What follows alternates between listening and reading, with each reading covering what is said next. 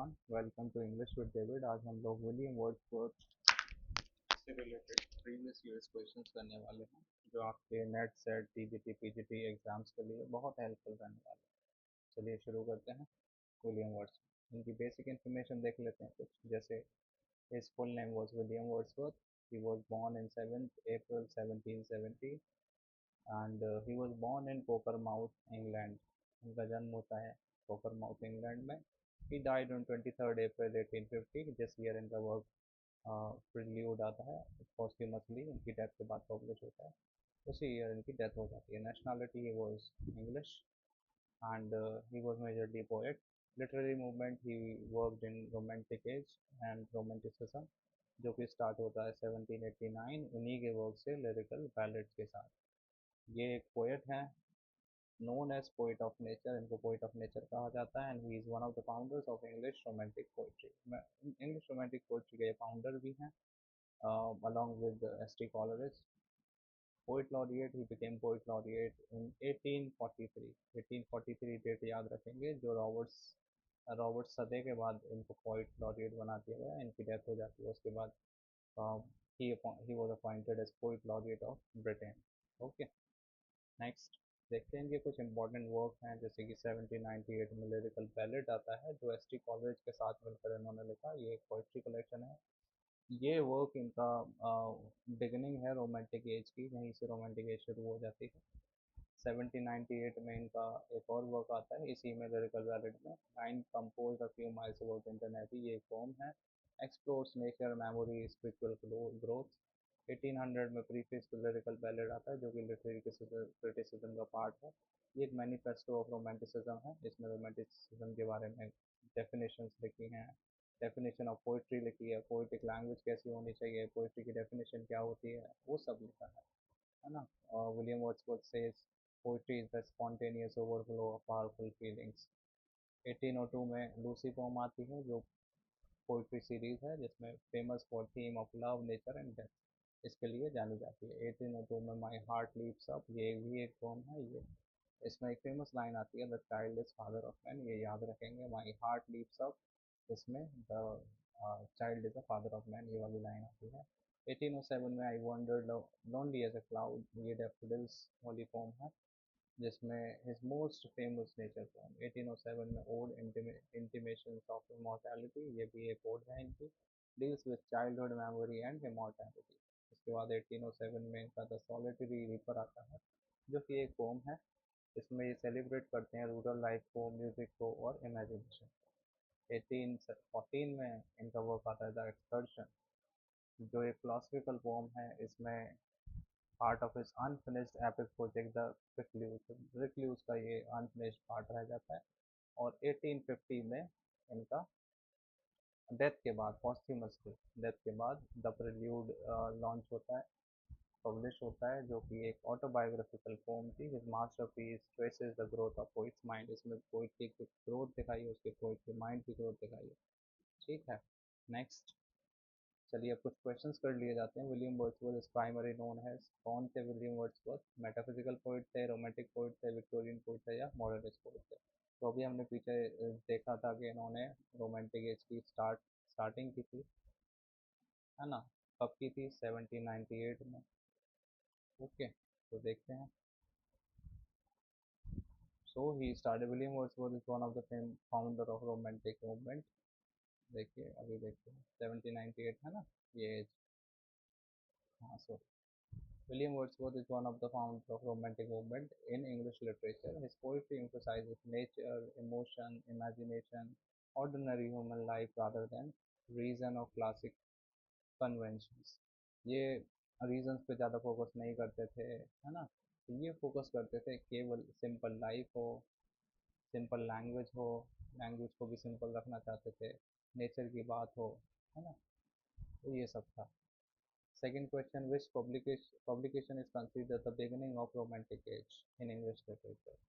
कौन सा ऐसा वर्क है इनका जिससे रोमांटिक एज शुरू होती है? तो हमने पढ़ा था प्रिल्यूड, ये तो 1850 पोस्ट्यूमसली इनकी डेथ के बाद पब्लिश हुआ था। लिरिकल बैलेड, टिंटन एबी और द एक्सकर्शन, ये टिंटन एबी और लिरिकल बैलेड साथ साथ ही पब्लिश हुए थे, और लिरिकल बैलेड वो वर्क है जो रोमांटिक एज की शुरुआत मानी जाती है। ये एक पोएट्री कलेक्शन है विद एस्ट्री कॉलरिज, है ना। So in 1798, William Wordsworth and S.T. Coleridge's lyrical ballad is regarded the starting point of Romantic age because it introduced a new style of poetry based on everyday life and natural language. In everyday life पे focus था, simple साधारण language बोलते थे, means man speaking man speaking to a man, ऐसी language का use करते थे poetry में, बहुत simple. Who collaborated with William Wordsworth in writing lyrical ballad? अभी पीछे पढ़ चुके हैं हम लोग, एस टी कॉलेज के साथ उन्होंने मिलके,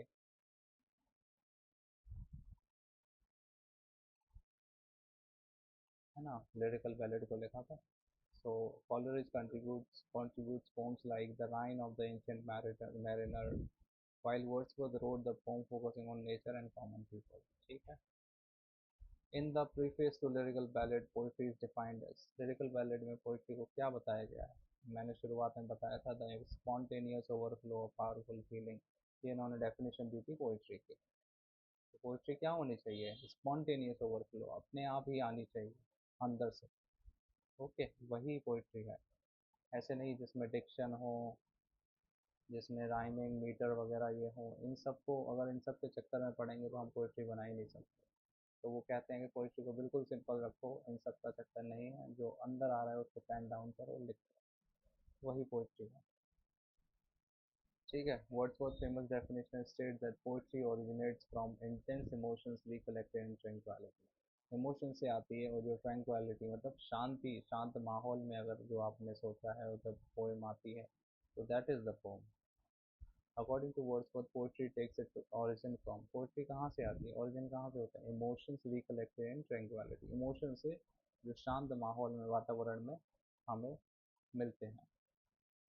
ठीक है। Strong emotions are remembered calmly and then transform into poetry. Which poem begins with the line I wandered lonely as a cloud, कौन सी पोम है जिसमें ये लाइन आती है, I wandered lonely as a cloud? Solitary reaper, daffodils, Lucy मशेल्स, ये है डैफोडिल्स। ओके। तो डैफोडिल्स में, daffodils is the popular title of I wander lonely as a cloud, इसी का टाइटल है ये। Celebrates nature's lasting effect on human mind, ये सेलिब्रेट करता है कि कैसे नेचर का अफेक्ट जो है वो ह्यूमन माइंड तक पड़ता है बहुत ज़्यादा। The child is the father of man appears in which form, अभी हम लोग पीछे देख के आए थे कि ये child is the father of man किस में था? तो ये लूसी में था, माई हायर, लूसी में तो नहीं पढ़ा था हमने, प्रिल्यूड में भी नहीं, इसमें भी नहीं, माई हार्ट लीव्स अप, इसमें हमने पढ़ा था पीछे, है ना। Which work of Wordsworth is autobiographical, कौन सा वर्क उनका ऑटोबायोग्राफिकल है? तो लास्ट वाली जो पोम आई थी इनकी 1950 में, पोस्टह्यूमसली पब्लिश हुई थी उनकी डेथ के बाद, उनकी डेथ हुई इसी ईयर में होती है, उनकी डेथ के बाद पब्लिश हुई थी, द प्रिल्यूड, इसी में है। The prelude traces the growth of Wordsworth's own mind and the imagination. Wordsworth was appointed poet laureate in, कब इनको पोइट लॉरिएट बनाया गया? तो याद है, रॉबर्ट सदे, सदे के बाद में इनको 1843, उनकी डेथ के बाद में इनको पोइट लॉरिएट बनाया गया था। तो 1843 Wordsworth became poet laureate after the death of Robert Sade.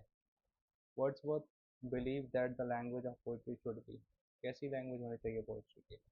Language बिल्कुल सिंपल होनी चाहिए, कॉमन मैन की लैंग्वेज होनी चाहिए। तो common man, the language really used by common people, है ना। तो हम लोग 10 क्वेश्चंस कर चुके हैं, अभी 10 क्वेश्चंस बाकी हैं। अगर आपको सेशन पसंद आ रहा हो तो आप हमारे चैनल को लाइक कीजिए, शेयर कीजिए और सब्सक्राइब कीजिए, जिससे हमें मोटिवेशन मिले और हम आगे भी ऐसे ही वीडियो बनाते रहें और अच्छे से आपके सामने कंटेंट लाते रहें। Which form is subtitle lines compose a few miles above Tintern Abbey, कौन सी फॉर्म है जिसमें ये लाइन्स आती हैं? Lines above few miles, lines compose a few miles above Tintern Abbey, तो ये टिंटन एबी की ही लाइन है, इसी का टाइटल है ना, सब टाइटल है। It reflects memory, nature and spiritual growth. डोरथी Wordsworth, अच्छा ये पोम कब आई थी? तो ये भी 1798 में आई थी, इसी का पार्ट था लिरिकल बैलेट का। डोरथी वर्ड्सवर्थ वॉज विलियम वर्ड्सवर्थ। अच्छा, डोरथी वर्ड्सवर्थ विलियम वर्ड्सवर्थ की सिस्टर थी, याद रखेंगे। ठीक है। तो डोरथी inspired and supported Wordsworth through out his career, literary career. Wordsworth was born इन, कहाँ बॉर्न हुए थे, तो कोकर माउथ, अभी सीखा था हमने, इंग्लैंड में। So he was born in Cockermouth, Cumberland, new Cumbria, England in 1770 7th April था शायद, है ना। Which university did William Wordsworth attend, कौन सी यूनिवर्सिटी से उन्होंने पढ़ाई की, तो ये कैम्ब्रिज यूनिवर्सिटी। तो he studied Saint John's College Cambridge. Which romantic idea is central to Wordsworth poetry, कौन सा रोमांटिक आइडिया है जो उनकी पोएट्री में सेंट्रल होता है, तो ये होता है nature. Nature is a spiritual guide, यही होता है। इंडस्ट्रियलाइजेशन नहीं भाई, सटायर भी नहीं, अर्बन सिविलाइजेशन नहीं, नेचर की बात करते हैं। He was nature poet. Wordsworth believed the nature educates, heals, and elevates the human soul. 16 questions. Which poem tells the story of Highland girls singing alone? कौन सी poem में Highland girls singing alone वाले concept कौन सी poem में है? तो ये है हमारा The Solitary Reaper. The speaker is deeply moved by the reaper's beautiful song. So ये सॉन्ग गा रही होती है, और जो होता है स्पीकर वो एकदम मंदबुग्ध हो जाता है ना। तो सॉलिटरी रीपर याद रखेंगे। 17 which critical essay why William Wordsworth became the manifesto of romanticism, कौन सा वर्क था ऐसा। तो ये हमारा प्रीफेस टू लिरिकल बैलेट था, है ना, जो कि 18 कब आया था। प्रीफेस टू लिरिकल बैलेट 1850 में आया।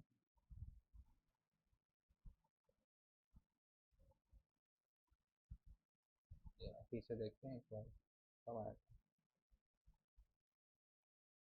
देखिए प्रीफेस टू लिरिकल बैलेट 1800 में आया था, है ना, सॉरी 1800 में। कौन सा क्वेश्चन था, 18, हाँ 18। Preface to Lyrical Ballad, it represents Wordsworth's revolution idea about poetry, language and imagination. Which of the following is not written by William Wordsworth? कौन सा विलियम वर्ड्सवर्थ ने लिखा है। प्रिल्यूड नहीं लिखा है, नॉट। प्रिल्यूड तो लिखा है 19 सॉरी 1850 का वर्क है। और टिंटन एबी भी लिखा है। कुबला खान दूसरी पोएम भी लिखी है। कुबला खान नहीं, ये एस टी कॉलरेज का। Kubla Khan was written by S T Coleridge. Wordsworth is often called poet of nature, सबको पता है। वर्ड्सवर्थ डाइड इन, कब उनकी डेथ हुई थी, तो 1850 में। ठीक है। William Wordsworth died on 23 April 1850 shortly after completing the prelude, complete करने के बाद उनकी डेथ हो जाती है। एंड पब्लिश पॉस्टमसली, और उनका पब्लिकेशन उनकी डेथ के बाद होता है। ओके, तो थैंक यू एवरीवन, आप सबको समझ आया होगा, सेशन हेल्पफुल लगा होगा। अगर हेल्पफुल लगा है तो शेयर कीजिए, सब्सक्राइब भी कीजिए, और थैंक यू।